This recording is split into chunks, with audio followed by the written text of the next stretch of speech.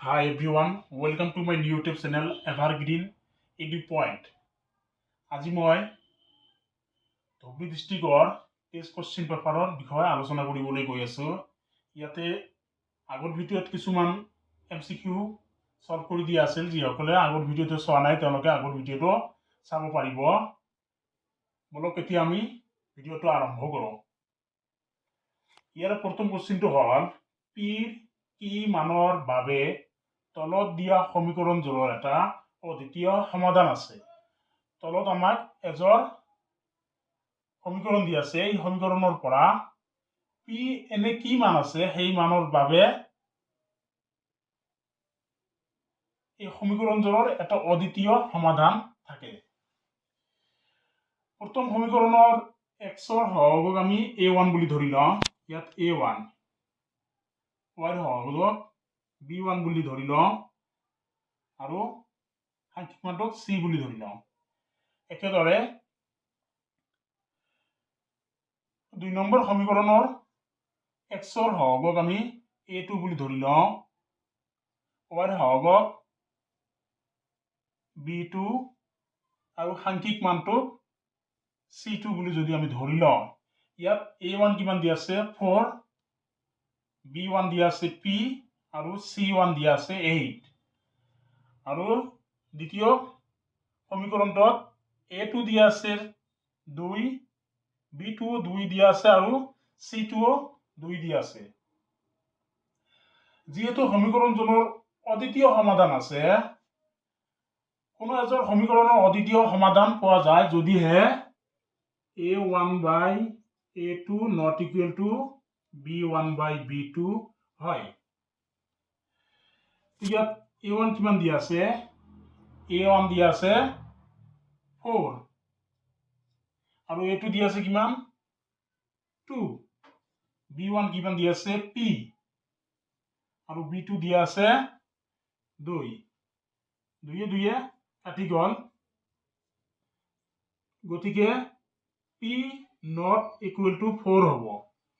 p যিকোনো মানৰ কাৰণে এই সমীকৰণজোৰৰ অদ্বিতীয় সমাধান থাকিব, অকল 4টো হ'ব নোৱাৰিব। p ৰ মান অকল 4টো হ'ব নোৱাৰিব আৰু যিকোনো মানৰ বাবে এই সমীকৰণজোৰৰ অদ্বিতীয় সমাধান থাকিব। অৰ্থাৎ আমাৰ ডি অপশনটো কাৰেক্ট হ'ব। p ৰ মান 4 হ'ব নোৱাৰিব। কোৱেশ্চনটো দিয়া আছে তলৰ কোনটো সমীকৰণৰ বাস্তৱ মূল নাই।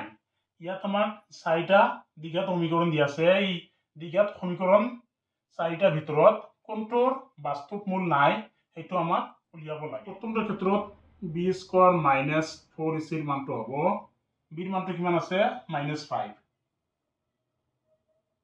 -4 into a এর মান কিমান আছে 3 into c দি আছে 2, তো গতিকে কিমান হ'ব 5 5 25 minus 24 1 হ'ব। b স্কয়ার minus 4ac কিমান হল 1, 1টো যেহেতু 0তকৈ ডাঙৰ গতিকে ইয়াৰ বাস্তৱ মূল আছে। আমাক কৈছে কোনটোৰ বাস্তৱ মূল নাই। 2 নম্বৰটো চাওঁ, b square minus 4ac b কিমান আছে তে 4 আছে, 4 স্কয়ার মাইনাস 4 পূরণ এর মান কিমান আছে 1 আৰু c ৰ মান 5, 4 4 গুণ 16 মাইনাস 4 5 গুণ 20, 20ৰ পৰা 16 বাদ গলে কিমান হ'ব 4, ডাঙৰটোৰ আগফালে যেহেতু মাইনাস আছে সেইকাৰণে 4 আগফালে মাইনাসটো হ'ব। -4টো 0তকৈ সৰু নহয় জানো, 0তকৈ সৰু। যেহেতু কোনো বাস্তৱ মূল নাথাকে, দ্বিঘাত সমীকৰণৰ বাস্তৱ মূল নাথাকে যদিহে b square minus 4ac less than 0, 0তকৈ সৰু হয়। যেহেতু 2 নম্বৰ সমীকৰণটোত b স্কয়াৰ minus 4ac ৰ মান কিমান পালো -4, যেটো 0তকৈ সৰু, গতিকে এই সমীকৰণটোৰ কোনো ধৰণৰ বাস্তৱ মূল নাথাকে। আমাৰ শুদ্ধ উত্তৰটো হ'ব b। 3 নম্বৰ কোৱেশ্চনটো হ'ল k এৰ কি মানৰ বাবে 2x² plus ax plus 3 is equal to 0 সমীকৰণৰ মূল দুটা বাস্তৱ আৰু সমান হ'ব আমাক ইয়াতে এটা দ্বিঘাত সমীকৰণ দিয়া আছে এই দ্বিঘাত সমীকৰণটোত কি মানৰ বাবে সমীকৰণটোৰ মূল দুটা বাস্তৱ আৰু সমান হ'ব ইয়াত b স্কয়াৰ মাইনাস 4ac টো আমি আগত উলিয়াই লওঁ b ৰ মান কিমান দিয়া আছে k স্কয়াৰ মাইনাস 4 এৰ মান কিমান আছে 2 c ৰ মান 3 কিমান হ'ব k স্কয়াৰ মাইনাস 3 গুণ 6 4 6 গুণ 24 দ্বিঘাত সমীকৰণৰ কোনো এটা দ্বিঘাত সমীকৰণৰ মূল দুটা বাস্তৱ আৰু সমান হ'ব যদিহে b স্কয়াৰ মাইনাস 4ac ৰ মানটো কিমান হয় 0 হয় এইটো মান কিমান হ'ব লাগিব 0